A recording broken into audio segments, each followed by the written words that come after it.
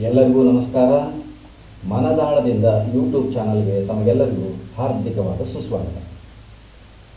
ಮನದಾಳದಿಂದ ಈ ಭಾಗದಲ್ಲಿ ದಕ್ಷಿಣದ ವಿದ್ಯಾರ್ಥಿಗಳಿಗೆ ಉತ್ತರ ಭಾರತದ ಬಾಗಿಲು ಬಂದ್. ಏನು ಹಾಗಂದರೆ, ಸಾಮಾನ್ಯವಾಗಿ ನಮ್ಮಲ್ಲಿ ನಾವು ನೋಡ್ತಾ ಇರೋದು ಉತ್ತರ ಭಾರತ, ದಕ್ಷಿಣ ಭಾರತ ಅಂತ ಎರಡು ಭಾಗ ಸಹಜವಾಗಿ ಮಾಡ್ಕೊಳ್ತೀವಿ. ದಕ್ಷಿಣ ಭಾರತದ ವಿದ್ಯಾರ್ಥಿಗಳು ಇವರಿಗೆ ಉತ್ತರ ಭಾರತದ ಬಾಗಿಲು ಬಂದ್. ಏನಪ್ಪ ಇದು ವಿಶೇಷ ಅಂತ ಹೇಳೋದಾದರೆ ಅದನ್ನು ಹೇಳ್ತಾ ಹೋಗ್ತೀನಿ. ನನ್ನ ಹೆಸರು ಶಾಂತವೀರಣ್ಣ. ಸರ್, ಈಗ ಇತ್ತೀಚೆಗೆ ನಮ್ಮ ಮಾನ್ಯ ಶಿಕ್ಷಣ ಇಲಾಖೆ ಒಂದು ಆದೇಶವನ್ನು ಹೊರಡಿಸಿದ್ದಾರೆ. ಕ್ಯಾಬಿನೆಟಲ್ಲಿ ಏನೋ ಡಿಸಿಷನ್ ಆಗಿದೆ ಅಂತ. ಏನಂತ? ಕರ್ನಾಟಕ ದ್ವಿಭಾಷಾ ನೀತಿಯನ್ನು ಅನುಸರಿಸುತ್ತೆ ಅಂತ. ನಾವು ನೋಡ್ತಾ ಇರ್ಬೋದು, ಇತ್ತೀಚೆಗೆ ಕೇಂದ್ರ ಸರ್ಕಾರ ತ್ರಿಭಾಷಾ ನೀತಿಯನ್ನು ಅನುಸರಿಸುತ್ತಾ ಇದೆ. ಯಾಕೆ ಅವ್ರಿಗೆ ದ್ವಿಭಾಷಾ ನೀತಿಯಿಂದ ಏನೂ ಪ್ರಯೋಜನ ಆಗ್ತಾ ಇಲ್ಲ, ಹೆಚ್ಚು ಪ್ರಯೋಜನ ಪಡ್ಕೋಬೇಕು ಅನ್ನೋ ಒಂದು ಉದ್ದೇಶದಿಂದ ತ್ರಿಭಾಷಾ ಸೂತ್ರವನ್ನು ಅನುಸರಿಸಿದ್ದಾರೆ ಅಂತ ಅಂದ್ಕೊಳ್ಳೋಣ, ತಪ್ಪೇನೂ ಅಲ್ಲ. ಆದರೆ ಕರ್ನಾಟಕ ಸರ್ಕಾರ ನಮಗೆ ತ್ರಿಭಾಷಾ ಸೂತ್ರ ಬೇಡ, ಇದುವರೆಗೂ ತ್ರಿಭಾಷಾ ಸೂತ್ರ ಇತ್ತು, ನಾವು ದೊಡ್ಡ ತಪ್ಪು ಮಾಡಿಬಿಡ್ತೀವಿ, ತ್ರಿಭಾಷಾ ಸೂತ್ರವನ್ನು ಇಟ್ಕೊಂಡು ಅದನ್ನು ಬಿಟ್ಟು ಬಿಸಾಕಿ ದ್ವಿಭಾಷಾ ಸೂತ್ರವನ್ನು ಅಳವಡಿಸ್ಕೊಳ್ಳೋಣ, ಇದರಿಂದ ಕರ್ನಾಟಕಕ್ಕೆ ಹೇಳಲಾರದಷ್ಟು ಅಭಿವೃದ್ಧಿ ಆಗುತ್ತೆ ಅನ್ನೋ ಒಂದು ಮನೋಭಾವನೆಯಿಂದ ಕ್ಯಾಬಿನೆಟಲ್ಲಿ ಆ ಡಿಸಿಷನ್ ತಗೊಂಡಿರ್ಬೋದೇನೋ, ಅವ್ರಿಗೆ ಗೊತ್ತಪ್ಪ. ನನ್ನ ಅಭಿಪ್ರಾಯನ ಈ ವಿಡಿಯೋ ಮೂಲಕ ಹಂಚ್ಕೊಳ್ಳೇಬೇಕಲ್ಲ. ನಾನು ಒಬ್ಬ ನಿವೃತ್ತ ಶಿಕ್ಷಕ ಅಂತ ಒಂದು ಸರಿ ಎರಡು ಸರಿ ಹೇಳ್ಕೊಂಡಿದ್ದೀನಿ. ಶಿಕ್ಷಕ ಆಗಿ ರಿಟೈರ್ಡ್ ಆದಮೇಲೆ ಈ ಶಿಕ್ಷಣಕ್ಕಾಗಿ ಏನಾದರೂ ಸೇವೆ ಸಲ್ಲಿಸಬೇಕು ಅಂತನ್ನೋದು ನನ್ನ ಒಂದು ಅಭಿಪ್ರಾಯ. ಯಾಕಂದರೆ ಶಿಕ್ಷಣ ಕ್ಷೇತ್ರದಲ್ಲಿ ಇರೋಂಥ ಶಿಕ್ಷಕರಿಗೂ ಇದು ಗೊತ್ತಿರುತ್ತೆ, ಇದೆಲ್ಲನ ಏನಾಗಬಹುದು ಅಂತ. ಆದರೆ ಅವರಿಗೆಲ್ಲ ಸರ್ಕಾರ ಏನು ಮಾಡುತ್ತೆ ಅದನ್ನು ಮಾತ್ರ ಅವರು ಮಾಡಬೇಕು, ಅದಕ್ಕೆ ಪ್ರತಿಯಾಗಿ ವಿರುದ್ಧವಾಗಿ ಅದು ಹೌದು ಅದಲ್ಲ ಅಂತ ಏನೂ ಹೇಳೋ ಹಾಗಿಲ್ಲ. ಹಾಗಾಗಿ ಸುಮ್ಮನೆ ಇರ್ತಾರೆ. ನಾನಾದರೂ ಹೇಳಬೇಕಲ್ಲ ಸ್ವಾಮಿ ಏನಾದ್ರೂ, ಅದಕ್ಕಾಗಿ ಈ ವಿಡಿಯೋ ಮಾಡ್ತಾಯಿದ್ದೀನಿ. ಸಾಮಾನ್ಯವಾಗಿ ನಾವು ನೋಡ್ತಾ ಇದ್ದೀವಿ, ಸುಮ್ಮನೆ ಜನರಲಾಗಿ ನಾವು ಯೋಚನೆ ಮಾಡಿದರೆ ಹಿಂದಿ ಗೊತ್ತಿರೋರು ಮತ್ತು ಇಂಗ್ಲೀಷ್ ಗೊತ್ತಿರೋರು ಕರ್ನಾಟಕದಲ್ಲಿ ಎಷ್ಟು ಜನ ಇರ್ಬೋದು ಅಥವಾ ಎಷ್ಟು ಪರ್ಸೆಂಟ್ ಇರ್ಬೋದು ಅಂದಾಜು?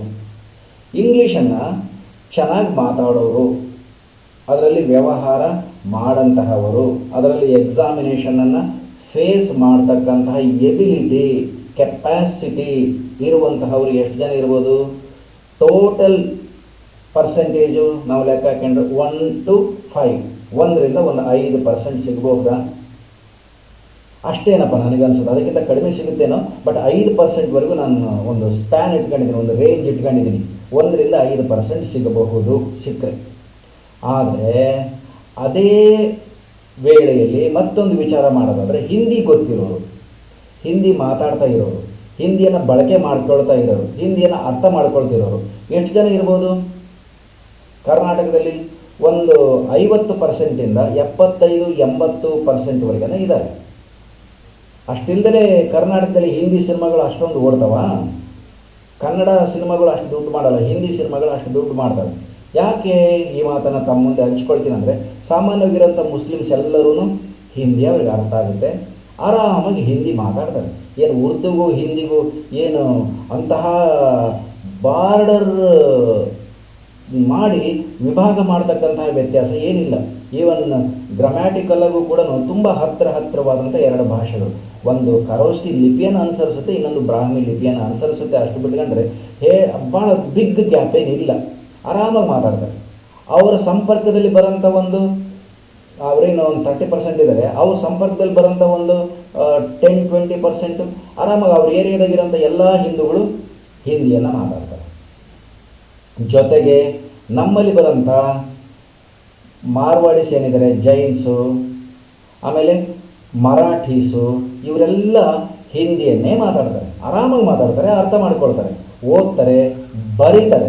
ಸಾಕಷ್ಟು ಪಟುತ್ವ ಇದೆ ಅವರಿಗೆ, ಭಾಷಣ ಮಾಡೋಷ್ಟು ಶಕ್ತಿ ಇದೆ. ಒಂದು 80% of the total Karnataka population ಹಿಂದಿಯನ್ನು ಚೆನ್ನಾಗಿ ಹೇಳ್ತಾರೆ, ಚೆನ್ನಾಗಿ ಅರ್ಥ ಮಾಡ್ಕೊಳ್ತಾರೆ.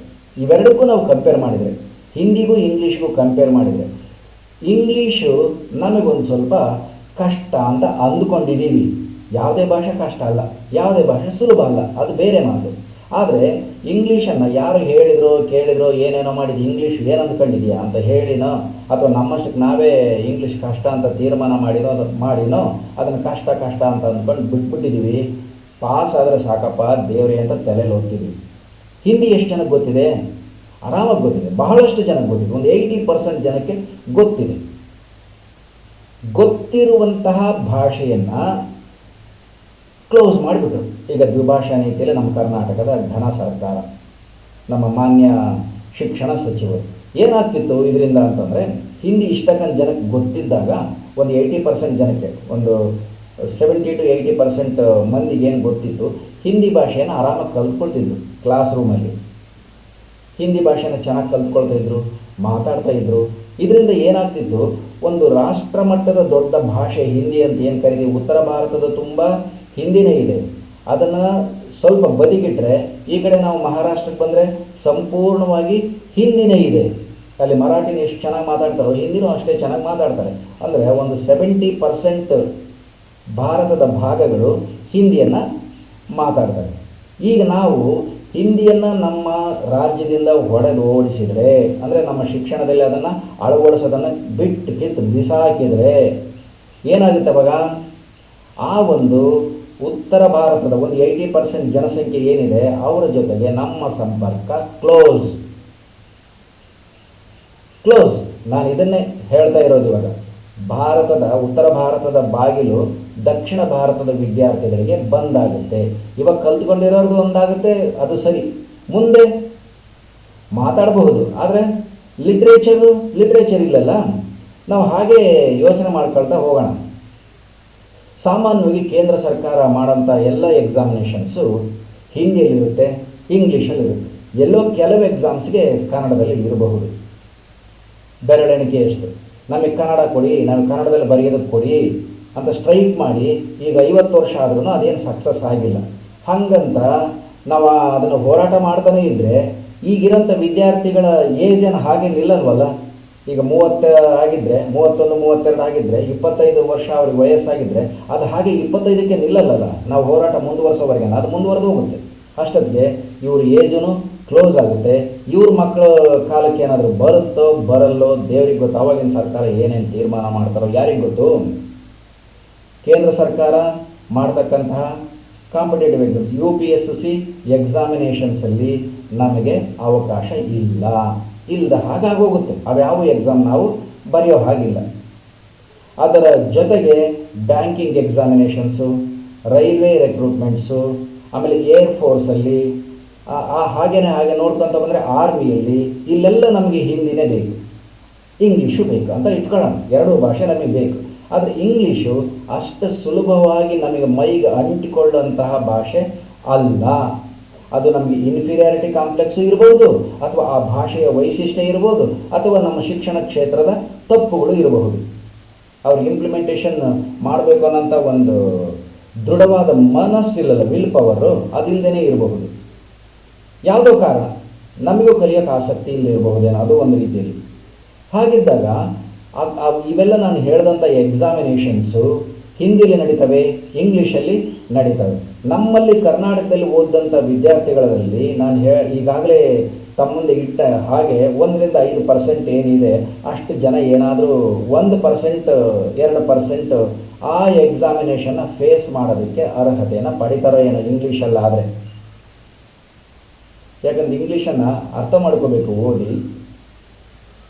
ಕೆಲವರು ಯಾರೋ ಪ್ರೈವೇಟ್ ಸ್ಕೂಲ್ಗಳಲ್ಲಿ ಓದಿರುವಂತಹವರು, ಇಂಗ್ಲೀಷ್ ಮೀಡಿಯಮಲ್ಲಿ ಓದಿರುವಂತಹವರು, ಕಾನ್ವೆಂಟ್ ಶಾಲೆಗಳಿಂದ ಬಂದಿರುವಂತಹವರು ಅರ್ಥ ಮಾಡ್ಕೋಬಹುದು, ಬರಿಬಹುದು. ಸರ್ಕಾರಿ ಶಾಲೆ, ವಾಟ್ ಅಬೌಟ್ ಸರ್ಕಾರಿ ಶಾಲೆ ಸ್ಟೂಡೆಂಟ್ಸು ಸರ್? ಗೌರ್ಮೆಂಟ್ ಶಾಲಾ ವಿದ್ಯಾರ್ಥಿಗಳ ಭವಿಷ್ಯ ಏನು? ತಾವು ಹೇಳ್ಬೋದು, ನಮ್ಮಲ್ಲಿ ಅಲ್ಲಿ ಇಂಗ್ಲೀಷ್ ಚೆನ್ನಾಗಿ ಗೊತ್ತಿರೋಂತಹ ಗ್ರ್ಯಾಜುಯೇಟ್ಸನ್ನು ಹಾಕಿದ್ದೀವಿ, PG ಮಾಡಿರೋರಿದ್ದಾರೆ, ಇನ್ನೇನೇನೋ ಮಾಡಿರೋರಿದ್ದಾರೆ ಅಂತ. ಆದರೆ ನಿಜವಾಗಿ ಒಂದು ಎಕ್ಸಾಮಿನೇಷನನ್ನು ಮಾಡಿ ನೋಡಿ, ಇಂಗ್ಲೀಷಲ್ಲಿ ಎಷ್ಟು ಜನ ಪಾಸ್ ಆಗ್ತಾರೆ, ಎಷ್ಟು ಜನ ಫೇಲ್ ಆಗ್ತಾರೆ ಅಂತ ಗೊತ್ತಾಗುತ್ತೆ. It is not only the statistical struggle. ನಾವು ಬರೀ ಅಂಕಿಅಂಶಗಳನ್ನು ಮುಂದಿಟ್ಟು ಹೇಳೋದಲ್ಲ. ಫಿಸಿಕಲ್ಲಾಗಿ ಅವರನ್ನು ತಂದು ನಿಲ್ಲಿಸಿ ಎಷ್ಟು ಜನ ಮಾತಾಡ್ತಾರೆ, ಎಷ್ಟು ಜನಕ್ಕೆ ಇಂಗ್ಲೀಷ್ ಗೊತ್ತಿರುತ್ತೆ ಅಂತ ಒಂದು 50 ಎಕ್ಸಾಮನ್ನು ಒಂದು 50 ಸ್ಕೂಲ್ಸನ್ನು ಆಯ್ಕೆ ಮಾಡಿಕೊಂಡು ಒಂದು ಪೈಲಟ್ ಪ್ರೋಗ್ರಾಮ್ ಮಾಡಿ ನ್ಯಾಯವಾಗಿ ಎಕ್ಸಾಮಿನೇಷನ್ ಮಾಡಿ. ಎಕ್ಸಾಮಿನೇಷನ್ ಈ ಥರ ಎಕ್ಸಾಮಿನೇಷನ್ ಮಾಡಿದ್ರೆ ಆಗೋದಿಲ್ಲ. ಎಕ್ಸಾಮಿನೇಷನ್ ಅಂದರೆ ಎಕ್ಸಾಮಿನೇಷನ್ನ ರೀತಿಯಲ್ಲೇ ಮಾಡಿ. ಎಕ್ಸಾಮಿನೇಷನ್ಗಾಗಿ ಒಂದು ಸೆಲ್ ಇರಬೇಕಾಗುತ್ತೆ, ಅವ್ರಿಗೆ ಕೊಡಬೇಕು ಎಕ್ಸಾಮಿನೇಷನ್ ಮಾಡೋದಕ್ಕೆ. ಅದ್ರ ಬಗ್ಗೆ ಇನ್ನೊಂದ್ಸಲ ಮಾತಾಡೋಣ. ಅವ್ರಿಗೆ ಕೊಟ್ಟರೆ ಆ ಎಕ್ಸಾಮಿನೇಷನ್ನ ನಿಜವಾದ ಮೌಲ್ಯಮಾಪನ ಗೊತ್ತಾಗುತ್ತೆ. ನಮ್ಮ ಎಷ್ಟು ಕಲ್ತಿದ್ದೀವಿ, ಎಷ್ಟು ಕಲಿಸಿದ್ದೀವಿ ಅನ್ನೋಂಥ ಬಂಡವಾಳ ಕೂಡ ನಮಗೆ ಗೊತ್ತಾಗ್ತಾ ಹೋಗುತ್ತೆ. ಆದರೆ ಈಗ ಇಂಗ್ಲೀಷು ಅಷ್ಟು ಸುಲಭವಾಗಿ ನಿರರ್ಗಳವಾಗಿ ನಮ್ಮ ಫೀಲಿಂಗ್ಸನ್ನು ಎಕ್ಸ್ಪ್ರೆಸ್ ಮಾಡೋದಕ್ಕೆ ಸೂಟಬಲ್ ಲ್ಯಾಂಗ್ವೇಜ್ ಅಲ್ಲ. ಒಂದು ಸರ್ಕಾರ ಆ ಲ್ಯಾಂಗ್ವೇಜ್ ಏನಿದೆ ಅದಕ್ಕೆ ತಕ್ಕಂತೆ ಸ್ಟೂಡೆಂಟ್ಸನ್ನು ಅಪ್ಡೇಟ್ ಮಾಡಬೇಕು, ಅವಾಗ ಒಪ್ಕೊಳ್ಳೋಣ. ಅದು ಸದ್ಯದ ಪರಿಸ್ಥಿತಿಯಲ್ಲಿ ಸಾಧ್ಯ ಇಲ್ಲ. ಈವನ್ PG ಹೋಲ್ಡರ್ಸ್ ಬರ್ತಾರೆ, PG ಮಾಡ್ಕೊಂಡು ಬಂದಿರ್ತಾರೆ, ಇಂಗ್ಲೀಷ್ ಹೇಳೋದಕ್ಕೆ ಬರಲ್ಲ, ಇಂಗ್ಲೀಷ್ ಮಾತಾಡೋದಕ್ಕೆ ಬರಲ್ಲ, ಸಾಧ್ಯ ಆಗಲ್ಲ. ಆದರೆ ಹಿಂದಿಯನ್ನು ಮಾತಾಡ್ತಾರೆ. ಕೆಲವರು ಲೋಕಲ್ ಲ್ಯಾಂಗ್ವೇಜ್ ಹಿಂದಿ ಇರುತ್ತಲ್ಲ, ಅಥವಾ ಹಿಂದಿಯನ್ನು ಕಲಿಯೋದಕ್ಕೂ ಸುಲಭ ಇರುತ್ತಲ್ಲ, ಅಕ್ಕಪಕ್ಕದವ್ರನ್ನ ಕೇಳಿದ್ರೆ ಹಿಂದಿ ಹೇಳ್ಕೊಡ್ತಾರೆ, ಹಿಂದಿ ಟೀಚರ್ಸ್ಗೂ ಕೂಡ ಹೇಳ್ಕೊಡ್ತಾರೆ. ಆಮೇಲೆ ಹಿಂದಿ ಇದಕ್ಕೆ ಹೋಲಿಸಿದರೆ ಒಂದು ಚೂರು ನಮ್ಮ ನೇಟಿವ್ ಲ್ಯಾಂಗ್ವೇಜ್ಗೆ ಹತ್ತಿರ ಇರತಕ್ಕಂಥದ್ದು. ಈವನ್ ಗ್ರಾಮರು ಅದನ್ನೆಲ್ಲ ನೋಡಿದ್ರೆ ಸಾಂಸ್ಕ್ರಿಟು ಸಾಂಸ್ಕ್ರಿಟು, ಹಿಂದಿ, ಕನ್ನಡ ಇವೆಲ್ಲ ಗ್ರಾಮರು ಒಂದಕ್ಕೊಂದು ಹೊಂದಾಣಿಕೆನೇ ಆಗುತ್ತೆ. ಹಾಗಾಗಿ ಇದನ್ನು ಕಲಿಯೋದಕ್ಕೂ ಕೂಡ ತುಂಬ ಸುಲಭ. ಈ ಎಲ್ಲ ಎಕ್ಸಾಮ್ನಿಂದ ಯಾವುದು IAS ಅಥವಾ UPSC ಎಕ್ಸಾಮ್ ಮಾಡೋಂಥ ಎಲ್ಲ ಎಕ್ಸಾಮಿನೇಷನ್ಸ್ ಹೋದ್ರೆ, ರೈಲ್ವೆ ರಿಕ್ರೂಟ್ಮೆಂಟ್ ಆಗಿರ್ಬೋದು, ಏರ್ಫೋರ್ಸ್ ಆಗಿರ್ಬೋದು, ಆರ್ಮಿ ಆಗಿರ್ಬೋದು, ಅಥವಾ ಸೆಂಟ್ರಲ್ ಗೌರ್ಮೆಂಟ್ ಸ್ಕೂಲ್ಸ್ ಇದ್ದಾವೆ, ಆ ಸ್ಕೂಲ್ಸ್ಗೂ ಕೂಡ ರಿಕ್ರೂಟ್ಮೆಂಟ್ ನಡೆಯುತ್ತೆ. ಅಲ್ಲಿ ಕೂಡ ಇಂಗ್ಲೀಷ್, ಹಿಂದಿ ಗೊತ್ತಿರುವವರನ್ನು ಆಯ್ಕೆ ಮಾಡಿಕೊಳ್ತಾರೆ. ಅಂದರೆ ಗೊತ್ತಿರುವವರನ್ನು ಅಂತ ಅಂದರೆ ಅವ್ರಿಗೆ ಬರೆಯೋದಕ್ಕೂ ಬರಬೇಕು, ಓದೋದಕ್ಕೂ ಬರಬೇಕು. ನಾಟ್ ಓನ್ಲಿ ಬರೆಯೋದಕ್ಕೆ ಓದೋದಕ್ಕೆ, they should express there feelings spontaneously ಅಂತ. ನಿರರ್ಗಳವಾಗಿ ಅಭಿವ್ಯಕ್ತಿ ಬೇಕು ಇಂಗ್ಲೀಷು ಹಿಂದಿಯಲ್ಲಿ. ಹಿಂದಿಯವರು ಸಾಕಷ್ಟು ಜನ ಸಿಗ್ತಾರೆ. ಈಗ ಆ ಹಿಂದಿ ಗೊತ್ತಿರುವವರ ಬಾಯನ್ನು ಮುಚ್ಚಿಬಿಟ್ರು ದ್ವಿಭಾಷಾ ನೀತಿಯನ್ನು ಅನುಸರಿಸಿ. ಅಂದರೆ ಸ್ವಲ್ಪ ಹೆಚ್ಚು ಕಡಿಮೆ ಒಂದು 80% ಕರ್ನಾಟಕದ ವಿದ್ಯಾರ್ಥಿಗಳ ಬಾಯಿಗೆ ಬೀಗ ಹಾಕಿದ್ರು ಅನ್ಬೇಕಾ, ಮಣ್ಣು ಹಾಕಿದ್ರು ಅನ್ಬೇಕಾ? ಏನು ಮಾಡಿತ್ತು ನಿಮಗೆ ಹಿಂದಿ ಲ್ಯಾಂಗ್ವೇಜು? ಏನು ತೊಂದರೆ ಮಾಡಿತ್ತು? ಅಥವಾ ಏನಾದರೂ ಇದರಿಂದ ಹಿಂದೆ ಪೊಲಿಟಿಕಲ್ ಸ್ಟ್ರಾಟಜೀಸ್ ಏನಾದರೂ ಇದಾವ? ಹಿಂದಿ ಗೊತ್ತಾಗ್ಬಿಟ್ರೆ ಇವರು ದಕ್ಷಿಣ ಭಾರತದವರು ಉತ್ತರ ಭಾರತದವ್ರ ಜೊತೆಗೆ ಸಂಪರ್ಕ ಬೆಳೆಸ್ಕೊಳ್ತಾರೆ, ಅವ್ರ ಭಾಷೆ ಇವ್ರಿಗೆ ಅರ್ಥ ಆಗುತ್ತೆ, ಇವ್ರ ಭಾಷೆ ಅವ್ರಿಗೆ ಅರ್ಥ ಆಗುತ್ತೆ, ಸಂವಹನ ಆಗುತ್ತೆ. ಸಂವಹನ ಆಗೋದ್ರಿಂದ ರಾಜಕೀಯದ ಹುಳುಕುಗಳು ಆದಾನ ಪ್ರದಾನ ಆಗ್ತವೆ, ಒಬ್ರಿಗೊಬ್ರಿಗೆ ಗೊತ್ತಾಗ್ತವೆ, ಟ್ರಾನ್ಸ್ಫರ್ ಆಗ್ತವೆ, ಇಂಟರ್ ಟ್ರಾನ್ಸ್ಫರ್ ಆಗ್ತವೆ ಅಂತ ಹೇಳಿ ಅವ್ರಿಗೆ ಗೊತ್ತಾಗ್ದಂಗೆ ಈಗಿನಿಂದನೇ ಅವ್ರಿಗೆ ಹಿಂದಿ ಬರಲ್ಲ ಅನಿಸ್ಬಿಟ್ರೆ ಉತ್ತರ ಭಾರತದಲ್ಲಿ ಬಂದು ಇಲ್ಲಿ ಏನು ಮಾಡ್ಕೊಳ್ತಾರೆ, ಅಥವಾ ಇವರು ಉತ್ತರ ಭಾರತಕ್ಕೆ ಹೋಗಿ ಏನು ಮಾಡ್ತಾರೆ? ಬಾಯಿ ಬೆಳ್ಕೋಬೇಕು ಅಷ್ಟೇ. ಹಾಗಾಗಿ ಕರ್ನಾಟಕದ ಮಕ್ಕಳನ್ನು, ಕರ್ನಾಟಕದ ಸ್ಟೂಡೆಂಟ್ಸನ್ನು ಯಾವ ಹಗ್ಗ ಇಲ್ಲದೆ, ಯಾವ ಜೈಲಿಲ್ಲದೆ, ಯಾವ ಪೊಲೀಸ್ ಸ್ಟೇಷನ್ ಇಲ್ಲದೆ ಕರ್ನಾಟಕದಲ್ಲಿನೇ ಬಂದಿ ಮಾಡೋಂತಹ ಒಂದು ರಾಜಕೀಯ ವಿಧಾನ ಅಂತ ನಾನಾದರೂ ಅಂದ್ಕೊಳ್ತೀನಿ ಸರ್. ತಪ್ಪನ್ಸಲ್ವಾ? ನಾವಿನ್ನು ಎಕ್ಸ್ಪೋಸ್ ಮಾಡ್ತಾ ಹೋಗಬೇಕು. ನಮ್ಮ ರಾಜ್ಯನ ದೇಶಕ್ಕೆ ಎಕ್ಸ್ಪೋಸ್ ಮಾಡಬೇಕು, ಪ್ರಪಂಚಕ್ಕೆ ಎಕ್ಸ್ಪೋಸ್ ಮಾಡಬೇಕು. ನೀವು ಇಂಗ್ಲೀಷು ಕಲಿಸ್ತಾ ಇದ್ದೀವಿ, ಎಕ್ಸ್ಪೋಸ್ ಮಾಡ್ತೀವಿ ಅಂತ ಅಂದ್ಕೋಬಹುದು, ಅದು ಸರಿಯೇ ಇದೆ. ಆದರೆ ಅದರ ಜೊತೆಗೆ ಹಿಂದಿ ಅತ್ಯಂತ ವೇಗವಾಗಿ ಕಲಿಯೋದಕ್ಕೆ ಅವಕಾಶ ಇರೋಂಥ, ಬಳಸೋದಕ್ಕೆ ಅವಕಾಶ ಇರೋಂಥ ಭಾಷೆ. ಅದೊಂದೇ ಅಲ್ಲ, ಹಿಂದಿ ಭಾಷೆ ಗೊತ್ತಿದ್ದರೆ ಬೇಕಾದಷ್ಟು ಬೇರೆ ಬೇರೆ ದೇಶಗಳಲ್ಲಿನೂ ಅವಕಾಶ ಸಿಗುತ್ತೆ. ಕನ್ನಡ ಗೊತ್ತಿದ್ದರೆ ಸಿಗಲ್ಲ. ಹಾಗಂತ ನಾನು ಕನ್ನಡವನ್ನು ದ್ವೇಷ ಮಾಡ್ತೀನಿ ಅಂತಲ್ಲ. ನಮ್ಮ ಮಾತೃಭಾಷೆ, ನಮ್ಮ ಭಾಷೆ ನಮಗೆ ಬಂದೇ ಬರುತ್ತೆ. ಅದು ಬರೀ ಅದೊಂದೇ ಭಾಷೆಗೆ ನಮ್ಮನ್ನು ಸೀಮಿತ ಮಾಡಿ ಕೇವಲ ವೋಟ್ ಹಾಕೋದಕ್ಕಾಗಿ ಕರ್ನಾಟಕದವರನ್ನು ಬೆಳೆಸಬೇಡಿ. ಅವರು ಒಬ್ಬ ಅತ್ಯುತ್ತಮ ವ್ಯಕ್ತಿ ಆಗಲಿ, ರಾಜ್ಯ ಮಟ್ಟದ ವ್ಯಕ್ತಿಗಳಾಗಲಿ, ರಾಷ್ಟ್ರ ಮಟ್ಟದ ವ್ಯಕ್ತಿಗಳಾಗಲಿ, ಅಂತಾರಾಷ್ಟ್ರೀಯ ಮಟ್ಟದ ವ್ಯಕ್ತಿಗಳಾಗಲಿ ಅನ್ನೋದು ನನ್ನ ಉದ್ದೇಶ. ಯಾವಾಗ ಇಷ್ಟೆಲ್ಲ ಭಾಷೆಗಳು ಅವ್ರಿಗೆ ಗೊತ್ತಿದ್ದರೆ, ಕನ್ನಡ, ಹಿಂದಿ, ಕನ್ನಡದ ಜೊತೆಗೆ ಹಿಂದಿನೂ, ಇಂಗ್ಲೀಷು ಇವೆಲ್ಲ ಗೊತ್ತಿದ್ದರೆ ತಮ್ಮ ಕರಿಯರ್ ಏನಿದೆ, ಅವರ ಭವಿಷ್ಯ ಏನಿದೆ ರೂಪಿಸ್ಕೊಳ್ಳೋದಕ್ಕೆ ಸಾಧ್ಯ ಆಗುತ್ತೆ. ಇಲ್ಲ ಅಂದರೆ ಇಲ್ಲಿಗೆ ಕ್ಲೋಸ್. ಹಿಂದಿಯಲ್ಲಿರೋಂಥ ಅತ್ಯುತ್ತಮವಾದ ಸಾಹಿತ್ಯ, ಅತ್ಯುತ್ತಮವಾದ ವಿಚಾರಧಾರೆ ಇಲ್ಲಿಗೆ ಹಾಳಾಗಿ ಹೋಗಿಬಿಡುತ್ತೆ. ವಿದ್ಯಾರ್ಥಿ ಅದರಿಂದ ವಂಚನೆಗೆ ಒಳಗಾಗ್ತಾನೆ, ಅವನ ಭವಿಷ್ಯ ಕಗ್ಗತ್ತಲಲ್ಲಿ ಕೂಡೋಗುತ್ತೆ. ಇಷ್ಟೆಲ್ಲ ತಾವು ಮಾಡ್ತಿರೋದು ಕರ್ನಾಟಕದ ಜನತೆಯನ್ನು ಕಗ್ಗತ್ತಲಲ್ಲಿ ಇಡ್ತಾ ಇದ್ದೀರಿ ಅಂತ ನನ್ನ ಭಾವನೆ. ಯಾಕಂದರೆ ಬೇರೆ ಭಾಷೆಗೆ ಫೋಕಸ್ಸೇ ಮಾಡೋಂಗಿಲ್ಲ. ಹಿಂದಿ ಗೊತ್ತಿದ್ರಲ್ವ ಉತ್ತರ ಭಾರತಕ್ಕೆ ಹೋಗೋದಿಗಳು ಇಲ್ಲ. ಆದರೆ ಉತ್ತರ ಭಾರತದ ಕತೆ ಏನು ಒಂದು ಯೋಚನೆ ಮಾಡಿ. ಉತ್ತರ ಭಾರತದವ್ರಿಗೆ ಹಿಂದಿ ಗೊತ್ತಿದೆ, ಇಂಗ್ಲೀಷ್ ಗೊತ್ತಿದೆ. ಕೇಂದ್ರ ಸರ್ಕಾರ ನಡೆಸುವಂತಹ ಎಲ್ಲ ಎಕ್ಸಾಮಿನೇಷನ್ಸಲ್ಲೂ ಆರಾಮಾಗಿ ಪಾಸಾಗಿ ಕರ್ನಾಟಕಕ್ಕೂ ಬರ್ತಾರೆ. ಕರ್ನಾಟಕದ ಬ್ಯಾಂಕಲ್ಲೂ ಇರ್ತಾರೆ, ಕರ್ನಾಟಕದ ರೈಲ್ವೆನಲ್ಲೂ ಇರ್ತಾರೆ, ಕರ್ನಾಟಕದಲ್ಲಿರೋಂಥ ಡಿಫೆನ್ಸಲ್ಲೂ ಇರ್ತಾರೆ, ಆರ್ಮಿನಲ್ಲೂ ಇರ್ತಾರೆ. ಆಮೇಲೆ ಏನು ಸಾವಿರಾರು ಕಂಪನಿಗಳಿದ್ದಾವೆ, ನಮ್ಮಲ್ಲಿ ಫ್ಯಾಕ್ಟರಿಗಳಿದ್ದಾವೆ, ಇಂಡಸ್ಟ್ರೀಸ್ ಇದ್ದಾವೆ. ಅಲ್ಲೆಲ್ಲ ಹಿಂದಿ ಆಫೀಸರ್ಸೇ. ನೋಡ್ಕೊಂಡು ಬನ್ನಿ, ಎಲ್ಲ ಹಿಂದಿ ಆಫೀಸರ್ಸು ನಮ್ಮ ಕರ್ನಾಟಕದವರನ್ನು ಕೇವಲ ಜಾಡ್ಮಾಲಿ, ಸ್ವೀಪರ್, ಕಸ ಗುಡಿಸೋನಾಗಿ, ಅಟೆಂಡರ್ ಆಗಿ, ಕೊನೆಗೊಬ್ಬ ಯಾರೋ ಕ್ಲರಿಕಲ್ ಪೋಸ್ಟ್ಸ್, ಈ ಥರ ಪೋಸ್ಟ್ಸನ್ನು ಕೊಟ್ಟು ನಮ್ಮನ್ನು ಹಾಗೆ ಇಟ್ಕೊಂಡಿರ್ತಾರೆ. ಇದು more dangerous than the British government rule ಅಂತ ಅನಿಸುತ್ತೆ. ಬ್ರಿಟಿಷ್ನವರು ಇಷ್ಟೊಂದು ಕ್ರೂರವಾಗಿ ನಡೆಸ್ಕೊಂಡಿಲ್ಲಪ್ಪ. ಅವರೆಲ್ಲ ಭಾಷೆಗೂ ಪ್ರೋತ್ಸಾಹ ಕೊಟ್ಟಿದ್ರು, ಅದು ಬೇಡ ಇದು ಬೇಡ ಅಂತ ಅನ್ನಲಿಲ್ಲ. ಆದರೆ ನಮ್ಮದು ಭಾಷೆಯನ್ನು ಮುಚ್ಚಾಕ್ಬಿಟ್ರೆ ಅವ್ರ ಭಾವನೆ ಎಲ್ಲಿಂದ ವ್ಯಕ್ತಪಡಿಸ್ತಾರೆ?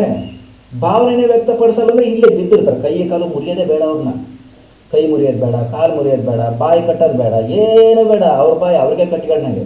ಇದು ನಮ್ಮ ಎಜುಕೇಷನ್ ಸಿಸ್ಟಮ್. ತಪ್ಪು ಅನಿಸುತ್ತೆ ಸಾಹೇಬ್ರೆ, ವಿಚಾರ ಮಾಡಿ.